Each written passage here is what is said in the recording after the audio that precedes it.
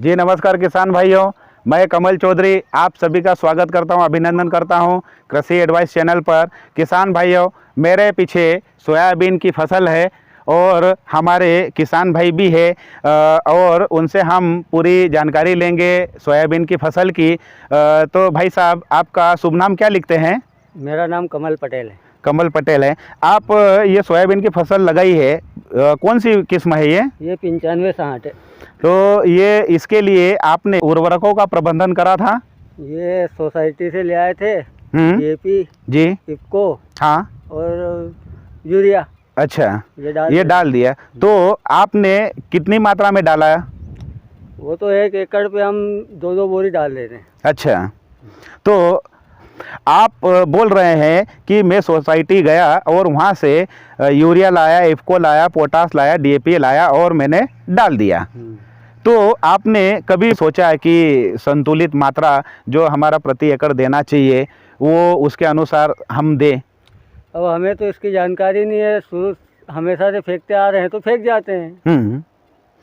नहीं, उसके लिए आपको यदि अच्छी खेती करना है, अच्छा उत्पादन लेना है, तो आपको पहले मिट्टी में उर्वरकों की, पोषक तत्वों की हमारे यहाँ कमी है, अधिकता है, उसकी आप जांच करवाएं, सॉइल सैंपल ले जाए और उसके अनुसार रिकमेंडेड डोज जो रहता है हमारा प्रति एकड़ या प्रति हेक्टेयर, उसके अनुसार आप उसको यदि उर्वरक देंगे तो आपका पैसा भी बचेगा और धन भी बचेगा और समय भी बचेगा। तीनों यदि बचता है और हमारे यहाँ यदि अच्छा उत्पादन मिलता है तो उससे बेहतर कोई बात नहीं हो सकती है। अब आपने बोला कि ठीक है, मैंने उर्वरक दिए, और उर्वरकों के अलावा कोई से और पोषक तत्व आते हैं क्या जिनका महत्व आप समझते हो कि ये फसल में देना जरूरी होता है? अभी तो हम ये सोसाइटी का दे देते हैं और कोई आके बोल देता है कि ये भी डालना पड़ेगा, वो भी डालना पड़ेगा, तो डाल देते हैं। अच्छा, चलो मैं आपसे एक सवाल करता हूँ कि हमारा ये जो पौधा है सोयाबीन का, इसमें इतने फूल बने हुए हैं, ये फूल जितने भी आ रहे हैं, आपको क्या लगता है कि ये सभी फली में परिवर्तित हो जाएंगे? इतनी जानकारी तो हमें नहीं है सर। आपका जो ये फूल झड़ रहा है, अभी बहुत सारे फूल हमारे पौधे के नीचे ज़मीन पे गिरे हुए रहते हैं, ये क्यों गिर जाते हैं? इसकी भी नहीं जानकारी है। इसकी भी जानकारी नहीं है। मैं आपको छोटी सी एक जानकारी देना चाहता हूँ कि ये फूल लगा हुआ है, ये फूल जितने फूल होंगे उतने फूल हमारी फसल में, ये ज़रूरी नहीं है कि जितनी मात्रा में आ रहे हैं उतनी मात्रा में हमारे पौधे में, फली में परिवर्तित होंगे। आप DAP या कह सकते हैं कि नाइट्रोजन, फास्फोरस और पोटास उर्वरकों का भरपूर मात्रा में उपयोग करते हैं, लेकिन जो सूक्ष्म पोषक तत्व है उनके बारे में आपको जनरल जानकारी नहीं है। तो मैं आपको सूक्ष्म तत्वों के बारे में बताना चाहूँगा कि ये जो फूल है, फूल में क्रॉसिंग होगा, 100% यदि क्रॉसिंग होगा फूलों का तो वो फली में परिवर्तित होंगे। अन्यथा आपकी फली, आपने कभी देखा है कि फली में कोई से दाने बनते हैं, कोई से नहीं बनते हैं, या कोई सी फली जो कि ज्वार के दाने के बराबर या उससे भी राई के दाने के बराबर आता है ना? ऐसा भी होता है। तो ये क्यों होता है, कभी आप सोचते हैं? नहीं सोचते। मैं आज आपको एक सूक्ष्म पोषक तत्व के बारे में बताऊंगा। यह जो क्रॉसिंग होती है, इसका जब पोलिनेशन होता है उसमें मुख्य जिम्मेदार सूक्ष्म पोषक तत्व है, और वो सूक्ष्म पोषक तत्व अपना बोरान है। बोरान क्या काम करता है, आपको इसके बारे में भी जानकारी नहीं होगी। बोरान, चूंकि इसका जो पोलन ट्यूब है, पोलन ट्यूब और स्टेमिन, वहाँ पे पोलन ग्रेन्स की कठोरता प्रदान करता है, उसमें जीवितता प्रदान करता है, और उसको पोलन ट्यूब से अंदर जहाँ पे ओवरी रहती है, क्रॉसिंग होता है, जहाँ पे बीज का साइज बढ़ना चालू होता है, वहाँ तक पहुँचाने का काम करता है।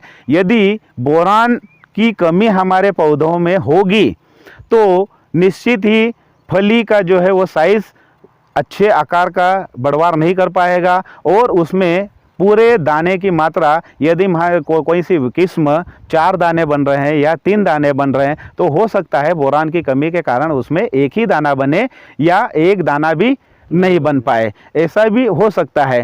तो बोरान इतना महत्वपूर्ण सूक्ष्म पोषक तत्व है। जिस प्रकार आप आयोडीन लेते हैं और आयोडीन यदि नहीं लेंगे तो क्या होता है, हड्डियाँ टूट जाएगी, हड्डियां नहीं टूटेगी।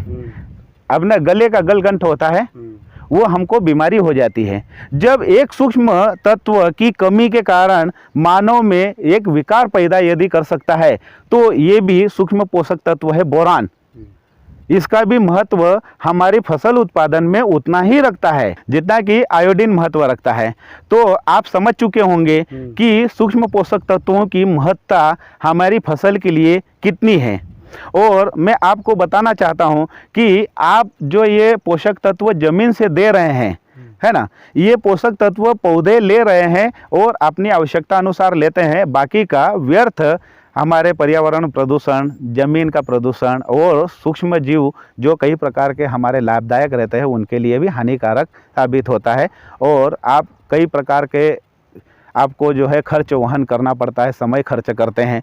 तो मैं आपसे गुजारिश करता हूं कि आपके यहाँ कोई सी भी यदि फसल हो तो उसको सूक्ष्म पोषक तत्वों की मात्रा भी दीजिए।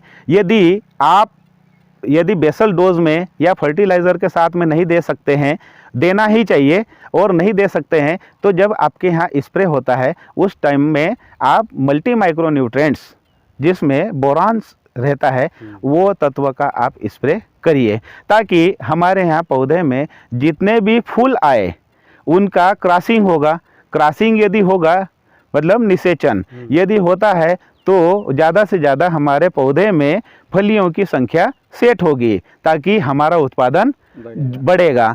क्योंकि इसलिए इसको स्प्रे के लिए मैं रिकमेंड करता हूँ, ये बताता हूँ हमारे किसान भाइयों को कि बोरान और कैल्शियम ये सूक्ष्म पोषक तत्व ऐसे हैं कि जमीन में तो मूवेबल रहते हैं, चलनशील अवस्था में रहता है, लेकिन पौधे में नहीं रहता है। आप समझ सकते हैं कि यदि पौधे में ये अचलनशील स्थिति में रहता है तो पौधों को इसकी कितनी ज़्यादा आवश्यकता होती है। तो किसान भाइयों, जैसे हमारे पटेल साहब ने बताया कि सूक्ष्म पोषक तत्वों के बारे में मुझे अच्छी जानकारी मिली और भविष्य में अपना सूक्ष्म पोषक तत्वों का महत्व दूंगा और अपनी फसलों में उसका उपयोग करूंगा। तो आशा में उम्मीद करता हूं कि आपको भी बोरान का महत्व समझ में आ चुका होगा और अपनी फसलों को बेसल डोज या तो फिर जब स्प्रे हमारे खेतों में होते हैं उस वक्त आप स्प्रे में मिलाकर मल्टी माइक्रो न्यूट्रिएंट्स जिसमें बोरान की उपलब्धता रहती है उसका उपयोग करेंगे और ज़्यादा से ज़्यादा उत्पादन करेंगे और खेती को लाभ का धंधा बनाएंगे। इसी के साथ में जय हिंद, जय भारत, जय किसान।